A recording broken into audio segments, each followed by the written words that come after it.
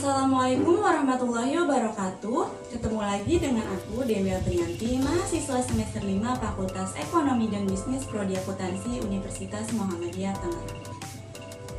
Di video kali ini, aku akan menjelaskan mengenai teori asimetris informasi dalam teori akuntansi.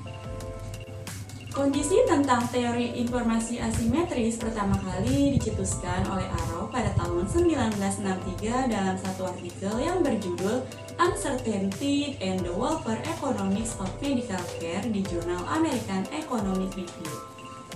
Istilah informasi asimetris digunakan oleh Akrolov pada tahun 1970 dalam karyanya dengan judul The Market for Layman's Quality, Uncertainty, and the Market Mechanism. Ia menyebutkan bahwa dalam pasar barang pajangan yang seperti itu, nilai rata-rata dari suatu komoditas cenderung turun, bahkan untuk barang dengan berkualitas bagus sekalipun.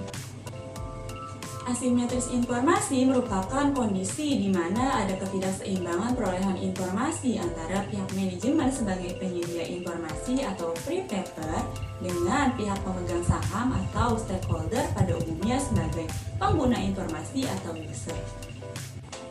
Teori asimetris informasi mengatakan bahwa pihak-pihak yang berkaitan dengan perusahaan tidak mempunyai informasi yang sama mengenai prospek dan resiko perusahaan.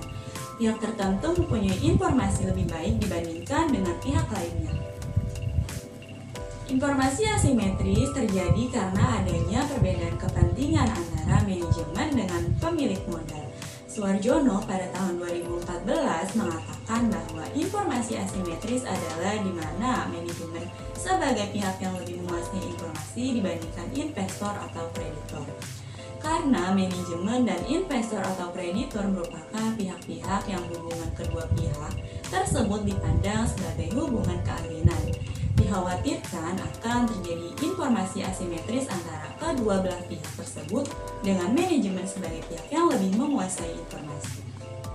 Terdapat dua jenis asimetris informasi. Yang pertama yaitu ada adverse selection. Adverse selection adalah jenis informasi asimetris dalam mana satu pihak atau lebih yang melangsungkan atau akan melangsungkan suatu transaksi usaha atau transaksi usaha potensial memiliki informasi lebih atas pihak-pihak lain. Adverse selection terjadi karena beberapa orang seperti manajer perusahaan dan para pihak dalam atau insider lainnya lebih mengetahui kondisi kini dan prospek ke depan suatu perusahaan daripada investor luar. Yang kedua yaitu ada moral hazard. Moral hazard adalah jenis asimetris informasi dalam mana satu pihak yang melangsungkan atau akan melangsungkan suatu transaksi usaha atau transaksi usaha potensial dapat mengamati tindakan-tindakan mereka dalam penyelesaian transaksi-transaksi mereka, sedangkan pihak-pihak lainnya tidak. Moral hazard dapat terjadi karena adanya pemisahan dengan pemilikan dan pengendalian yang merupakan karakteristik kebanyakan perusahaan besar.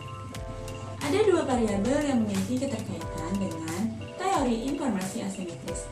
Yang pertama yaitu ada variabel dependent cost of equity. Kondisi informasi asimetris sangat mempengaruhi cost of equity karena apabila pihak eksternal perusahaan seperti investor atau kreditor tidak memiliki cukup informasi terkait perusahaan, maka akan timbul keraguan bagi pihak eksternal tersebut untuk menanamkan atau meminjamkan dananya terhadap perusahaan yang akhirnya nanti akan mengurangi modal yang didapat perusahaan. Sehingga akhirnya nilai cost of equity semakin tinggi karena perusahaan harus mengeluarkan biaya lebih banyak agar usahanya untuk menambah modal perusahaan tidak sia-sia. Sebaliknya, apabila pihak eksternal perusahaan mengetahui secara lengkap tentang kondisi perusahaan, maka hal tersebut akan semakin memantapkan para pihak eksternal dalam mempertimbangkan untuk menanamkan atau meminjamkan dananya terhadap perusahaan, sehingga nilai cost of equity juga semakin kecil. Yang kedua yaitu variabel independent asymmetric information. Apabila ketimpangan informasi antara pihak manajemen dengan pihak eksternal, terutama bila informasi mengenai perusahaan yang dimiliki oleh pihak eksternal lebih sedikit dibandingkan dengan informasi yang dimiliki manajemen perusahaan, maka kondisi tersebut lebih banyak merugikan perusahaan terkait usahanya menambah modal. Hal ini disebabkan apabila perusahaan tidak melakukan transparansi terhadap laporan keuangannya, maka pihak eksternal tidak dapat mengetahui prospek perusahaan di masa mendatang, hingga meragukan mereka untuk melakukan pengambilan keputusan terhadap investasinya. Jadi kesimpulannya yaitu informasi asimetris atau asymmetric information adalah suatu kondisi di mana ada satu pihak memiliki informasi yang lebih baik dari pihak lainnya. Dalam konteks perusahaan, manajer memiliki informasi yang lebih baik tentang kondisi perusahaan dibandingkan dengan investor yang tidak terlibat dalam manajemen. Itu saja yang dapat saya sampaikan mengenai teori asimetris informasi. Kurang lebihnya mohon maaf. Terima kasih. Wassalamualaikum warahmatullahi wabarakatuh. Bye-bye.